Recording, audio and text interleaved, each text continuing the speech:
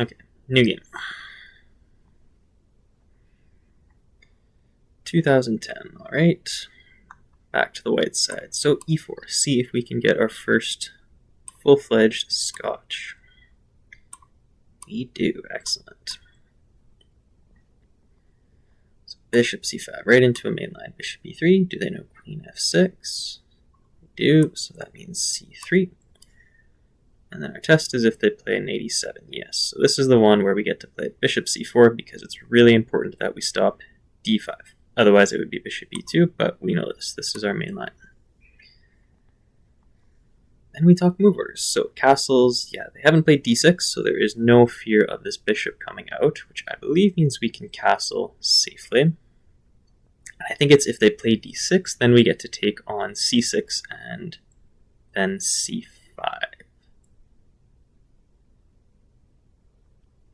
Well, that may have to do with an Nge7, we will see. But I believe we can castle safely here.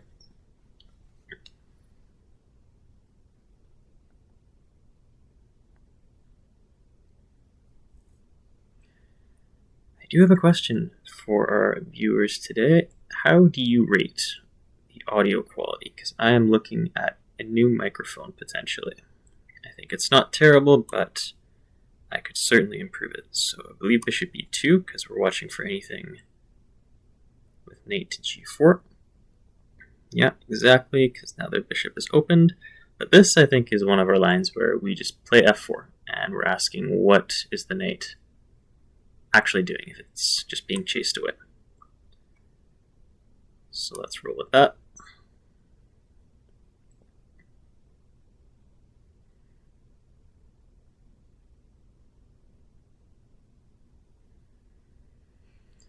Knight c6, knight g6.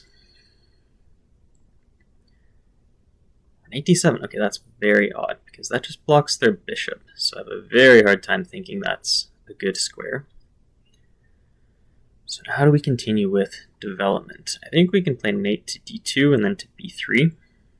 There's not much of a challenge on the knight on d4 because they haven't played knight c6. So I think we can go for that.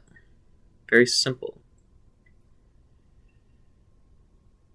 So that's our last piece that hadn't developed of the minor ones. So knight b3, that should round things off nicely for the opening.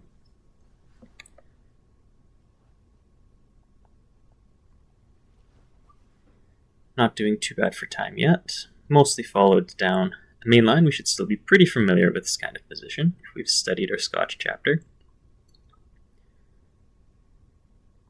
G6 doesn't make a threat. Maybe it just opens the file for rook e8, but the pawn on f4 is well defended. So I think we continue with knight b3, or do we actually... I'm wondering if we can get in a knight c4 and attack a bishop on b6, but maybe actually that's one purpose the knight on d7 does serve, is that it would be able to take back the bishop. Just in comparison to something like b4, bishop b6, knight c4. Though we could argue it's still worth capturing a bishop pair, because that would be in contrast, I think, to knight b3, likely bishop b6. We could try a4, but then a5, and we're not attacking that bishop. Might lead to some other complications, but I think I like the looks of b4. I could play a4 anyways, but I think then a5 still. So I do want to go catch that bishop while I can. Don't think anything is hanging. Have to be a little careful with the bishop on e3, pawn on e4, but neither is under any attack yet.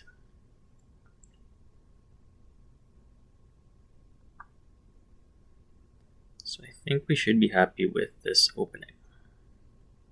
Did sink some time into the last decision. Yeah, that attacks our pawn. I was thinking queen to d3. I don't think we need to rush to capture the bishop. We can do that at any time, but again, with that knight being there, I think it even serves a purpose to not capture. Because that would clear out the way for their light square bishop, although not that it has a lot of squares available to it, probably just d7. And if they double on the e file with the queen, I think probably... Do we put bishop f3? Then maybe there's knight h4. Maybe I should have played queen c2, and then bishop to d3 was still possible. Okay, but they don't go for that. Now, though, I think we get our trick where we get to play a4, threat of a5 might force them to play a6 or a5, and then we know we like to capture the bishop once that's happened. So let's roll with that. And then, yeah, I think the only question will be this pawn on e4 that I have neglected a little bit.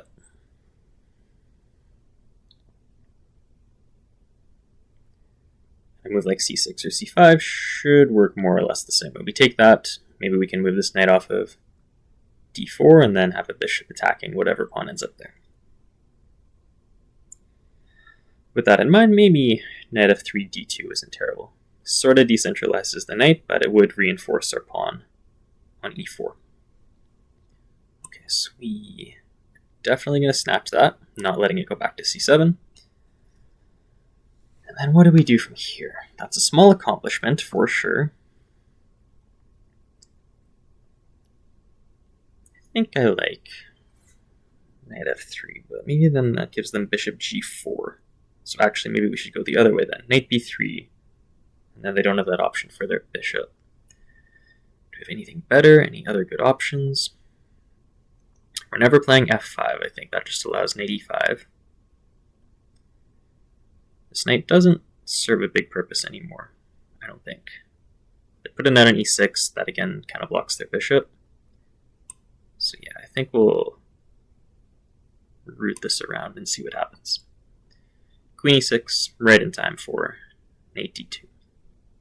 And then they are playing with fire with regards to f5. Because yeah, I don't think a knight on g6 normally serves a good purpose. Just that it might, like I mentioned, if I play bishop f3, then that gives it a chance to come to h4, but on its own, I don't know, it'd be slow and probably not very effective to try to set up some kind of mate.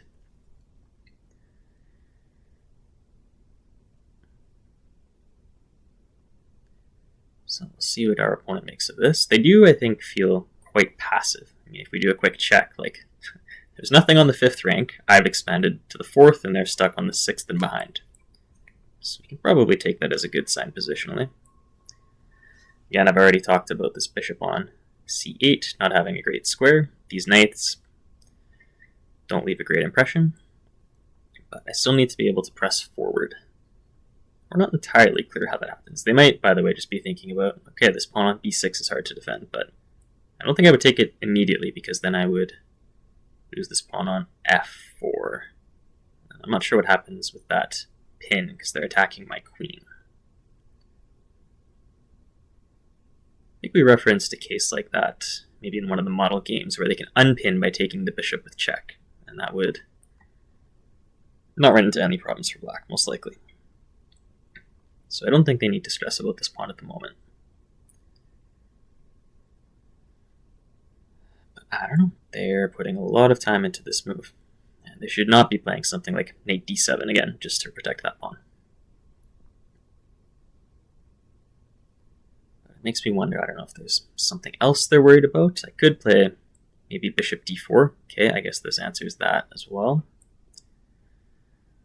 I don't think we ever take that. Let them fix the pawns, although it might not be the worst because there are still some holes in their position.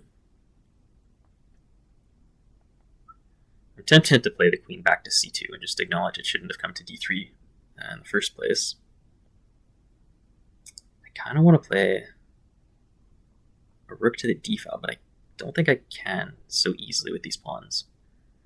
I could also play b5. I don't know if that's crazy, and then the knight can even come up to c4, or a bishop can come to c4.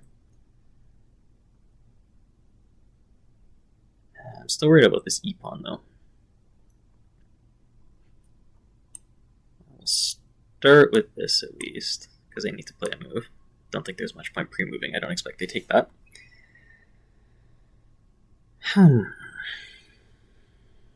What to do?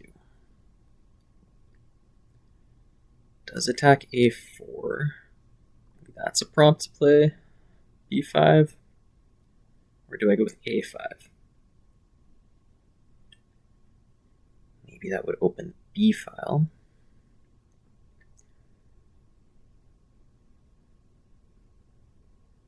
You know, I think I will go with b5. It's not my very favorite, but it kind of shuts down this bishop. It doesn't get to come to c6.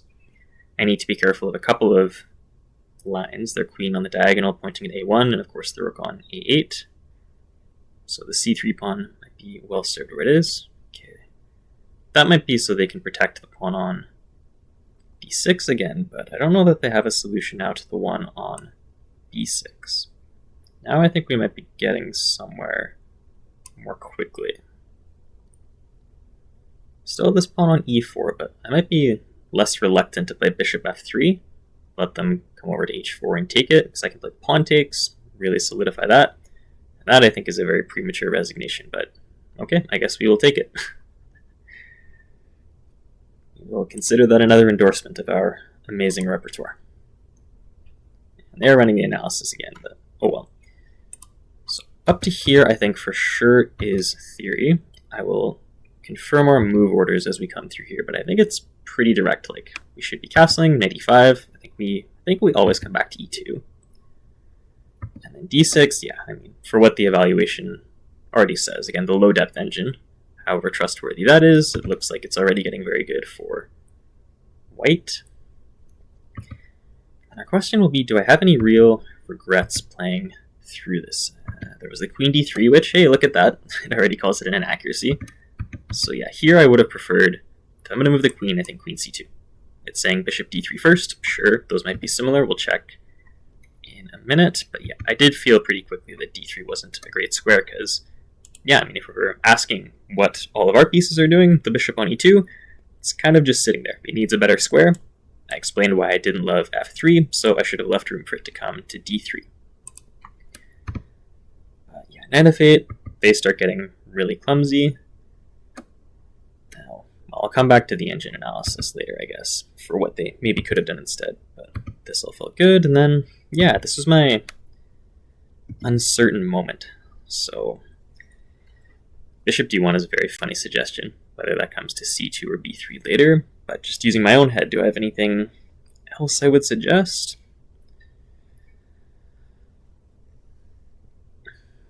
I mean, I could play this queen c2 as well. I don't know if that's also an improvement. Again, just if they ever pointed this pawn on e4, I want to be able to play bishop d3. And that leaves this pawn better supported compared to some of the other possibilities. But knight comes back, c5,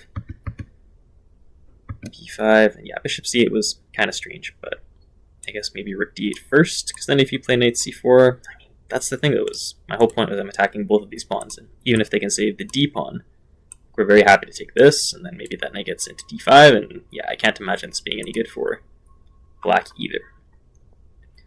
So let's open up our repertoire